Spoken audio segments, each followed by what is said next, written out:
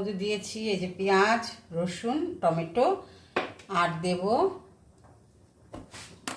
লঙ্কার গুঁড়ো। এই লঙ্কার গুঁড়োর মধ্যে দিয়ে দেবো, সব পেস্ট করবো আবার। হ্যাঁ, দিয়ে দেবো জিরের গুঁড়ো। এই জিরের গুঁড়ো সব একসাথে একটু পেস্ট করবো। আর দেবো ধনের গুঁড়ো। এই যে ধনের গুঁড়ো এটার মধ্যে রাখা আছে, ওখানে দিয়ে দেবো। ব্যাস, এটা একসাথে একটু পেস্ট করে নেব। পেস্ট করে এনে দেখাচ্ছি তোমাদের। এই যে মাছ ধুয়ে রেখেছি, এই যে বেগুন কেটে ধুয়েছি, এর মধ্যে দিয়ে দেবো।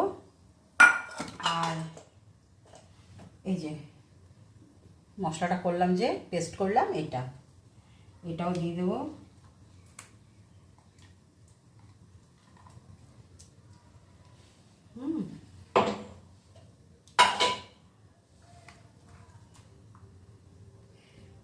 দিয়ে দেবো হলুদ গুঁড়ো। এই যে হলুদ গুঁড়ো দিয়ে দিলাম এর মধ্যে।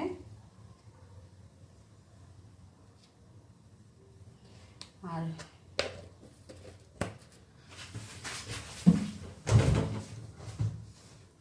দেব সর্ষের তেল। এবার আরেকটা দিইনি, সেটা হচ্ছে নুন। নুন তো দিতেই হবে, নুন ছাড়া তো হবেই না। এই যে নুন দিয়ে দিলাম। এবার ভালো করে মাছটা মেখে নেব।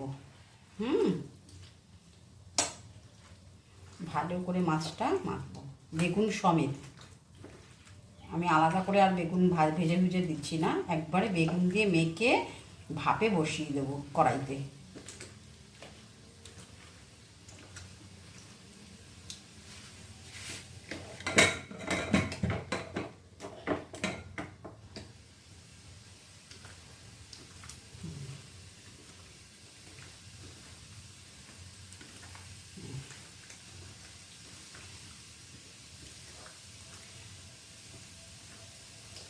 মেখে নিলাম।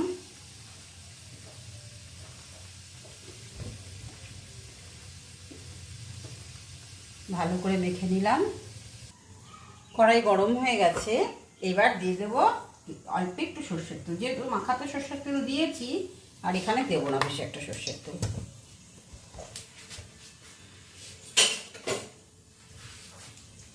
এর সাথে এটা স্প্রেড করে নেবো।